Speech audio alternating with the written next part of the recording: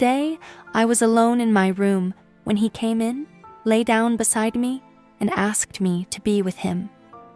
I was upset and scared, but I told him, "Okay, I'll do what you ask. I'll satisfy you. What happened next will shock you."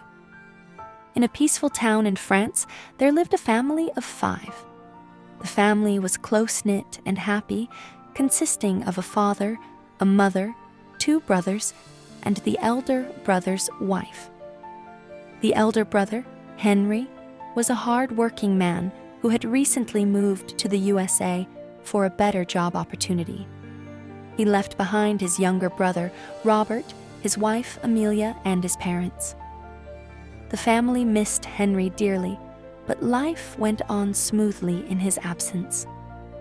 Robert, the younger brother, was a cheerful and helpful young man. He worked hard during the day and spent his evenings with his family. Amelia, his sister-in-law, was kind and respectful, always helping her mother-in-law with household chores. The family was happy and everything seemed perfect. They often talked about Henry and how proud they were of him for building a better life for himself. One sunny morning, as usual, Robert and his father left for work. Amelia and her mother-in-law stayed home to take care of the house. The mother-in-law was preparing lunch while Amelia cleaned the living room. Suddenly, the phone rang. The mother-in-law picked it up, and her face turned pale. Her nephew had been in a terrible accident and was in the hospital. Without wasting a moment, she rushed to the hospital, leaving Amelia alone at home. Before leaving, the mother-in-law called Robert and said, "Amelia is alone at home. Please go back and stay with her until I return." Robert agreed and headed home. However, as he walked back, a strange thought crossed his mind. Amelia is alone. What if... He shook his head, trying to push the thought away, but it lingered. The more he thought about it, the more his mind wandered into dangerous territory. When Robert arrived home, he found Amelia in her room, which was locked from the inside. He knocked on the door and said, "Amelia, it's me. I've come to check on you." Amelia opened the door, surprised to see him.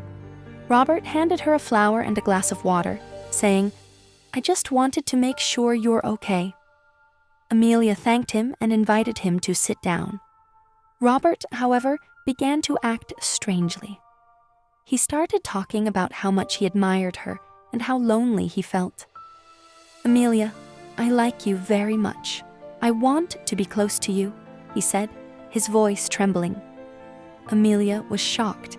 She tried to calm him down, saying, "Robert, this is wrong. You're my brother-in-law. Please don't say such things." But Robert didn't listen. He grew more aggressive, trying to force himself on her. Amelia, terrified, fought back with all her strength. She knew she had to think quickly to protect herself. "Robert, stop. If you force me, it will ruin both our lives."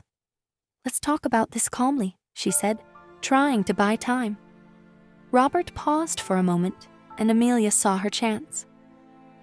"I'm very thirsty. Let me get some water first, and then we can talk," she said. Robert agreed, thinking she would come back. Amelia quickly left the room, but instead of getting water, she locked the door from the outside, trapping Robert inside. Her heart was racing as she ran to the neighbor's house. She knocked on the door, tears streaming down her face. The neighbor, Mrs. Laurent, opened the door and immediately noticed Amelia's distress. "What happened, dear?" she asked. Amelia explained everything, her voice shaking. Mrs. Laurent comforted her and helped her call her mother-in-law. When the mother-in-law returned, she saw the marks on Amelia's body and her torn clothes. She was heartbroken and furious. She confronted Robert, who was still locked in the room. "How could you do this? We trusted you and you betrayed us," she cried. The father, upon hearing the story, was equally devastated. He said, "Robert, you have disgraced our family. You cannot stay here anymore." With a heavy heart, they asked Robert to leave the house and never return. Amelia, though shaken, felt a sense of relief. She had stood up for herself and protected her dignity. She shared her story with others, hoping to inspire courage in anyone who might face a similar situation. If something like this ever happens to you, don't stay silent. Protect yourself and seek help, she said. This story teaches us the importance of courage, morality, and standing up for what is right. No matter how difficult the situation, it's essential to protect yourself and seek help when needed.